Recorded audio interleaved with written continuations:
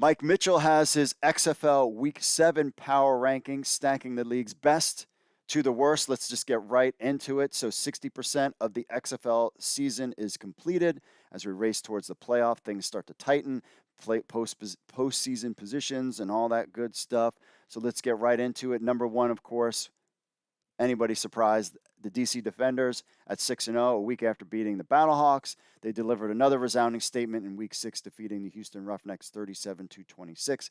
DC improves to 6-0 on the season and 7-0 all-time at Audi Field, something to keep in mind at number one. Now, number two, St. Louis Battlehawks. They are 4-2 after a huge emotional letdown, losing their revenge game against DC.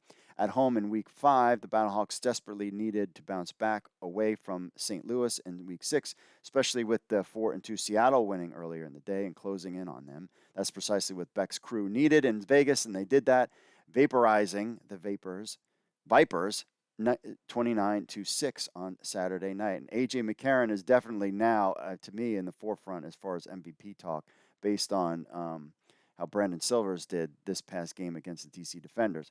Number 3, Seattle Sea Dragons. By hook or crook, Seattle has won 4 straight games to keep their playoffs hope alive. Remember, they should have beaten DC in DC, but a fumble and some turnovers kind of cost them the game, but they took the win. They beat the Guardians. We are who they thought they were, 26-19. So the Dragons had to win on Saturday against the winless Guardians, which was a can't-lose scenario, and despite nearly burning themselves in Orlando heat because it was so loud, Seattle found a way to avoid disaster, and they wound up winning the game there. Number 4, Houston Roughnecks, after losing to DC Defenders, and basically in a 2-game losing streak, they have dropped down to number 4. The Defenders outcoached and outplayed Houston and dealt them with a 37-26 defeat on Monday night, so they dropped down to number 4. We'll see how they kind of get out of this funk, but they have some big games coming up too. At number 5, the 3-3 Arlington Renegades. It's tempting to slot Arlington lower than 5th in the rankings after another pitiful performance offensively in their 15-9 loss to San Antonio. The Renegades have been competitive in every game they played, but based on how things are going, they won't be at 5 for long. Arlington had an opportunity to slam the door shut on San Antonio's playoff chances, and by doing so, would practically ensure their own postseason spot. Instead, the Renegades opened the door for their own exit in the playoffs. And again, Arlington has a top-tier defense, but they've been held back by their offense. John Hayes, which we love, unit produced a lousy 9 points Sunday at home. The fact that the Renegades were fortunate to score 9, they would have not had for 2 turnovers on defense and 1 absurd touchdown grab by Luwan Whittingham. Do you remember this catch? Pressure coming. Lets it go in zone. Wow! What an unbelievable grab by Luwan Whittingham! And he launched it into the stands. That was an incredible play there. Now on to number 6, the San Antonio Brahmas at 2-4.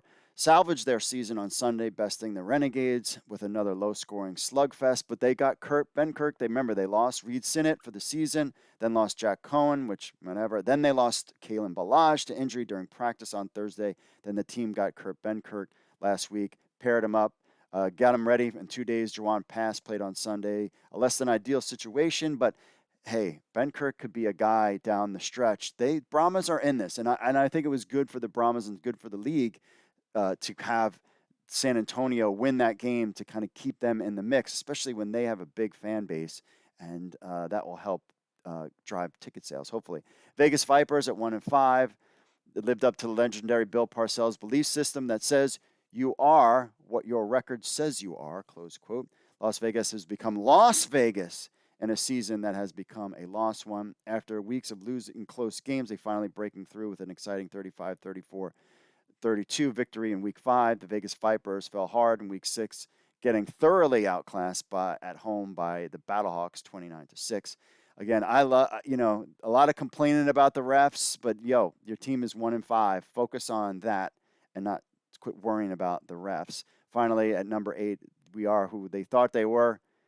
Orlando Guardians, 0-6. But man, they are still fighting. Both teams, Vegas and Guardians, are still fighting. Remember, these players are playing for a chance to make it back to the NFL and get NFL looks. So if they just take it off because their team isn't playing well, that doesn't bode well for them. So they're still trying. I think Orlando could win one game this year.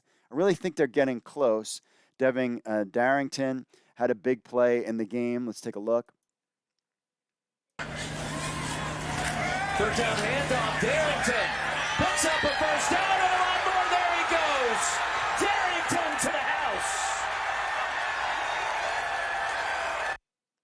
So they had a big play there, but again, they are who we thought they were.